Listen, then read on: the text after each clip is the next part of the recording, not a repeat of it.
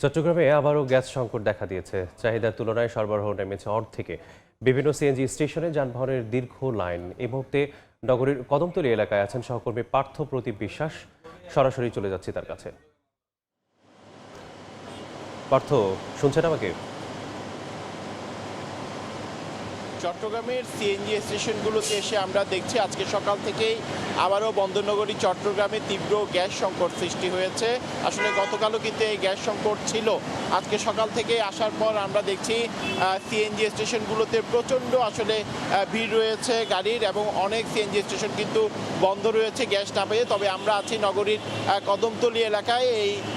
এখান থেকে এখনো পর্যন্ত গ্যাস দিচ্ছে, তবে এখানে গ্যাসের চাপ একেবারেই নেই বললেই চলে, এমনটি আমাদেরকে জানিয়েছে আসলে গ্যাস ডিস্ট্রিবিউশন কর্তৃপক্ষের সাথে আমরা কথা বলেছিলাম। আসলে চট্টগ্রাম অঞ্চলে বর্তমানে গ্যাসের চাহিদা প্রায় 400 মিলিয়ন ঘনফুট। এর বিপরীতে গত কয়েকদিনের সরবরাহ নেমে এসেছে প্রায় 210 মিলিয়ন ঘনফুট, অর্থাৎ দৈনিক ঘাটতি প্রায় 190 মিলিয়ন ঘনফুট, এবং সরবরাহ চাহিদার মাত্র 52.5%।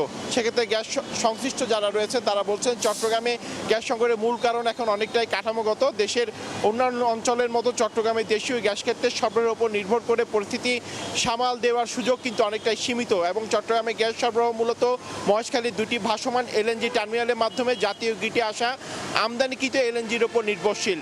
মহেশখালীতে একটি টার্মিনাল পরিচালনা করে মার্কিন প্রতিষ্ঠান এক্সিলারেট এনার্জি, এবং অপরটি সামিট এলএনজি। দুটি টার্মিনাল মিলিয়ে স্বাভাবিক সময়ে জাতীয় গ্রিডে প্রায় 1000 মিলিয়ন ঘনফুটের বেশি গ্যাস সরবরাহ করা সম্ভব।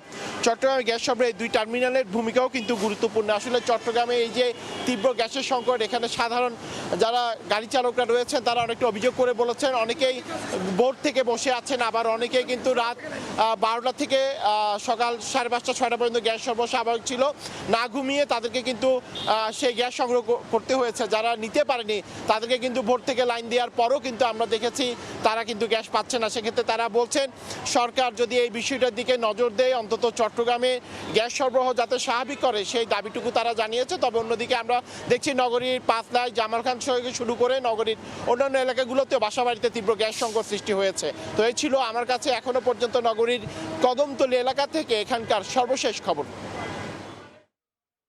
সহকর্মী পার্থ প্রতিম বিশ্বাস চট্টগ্রাম থেকে যুক্ত ছিলেন।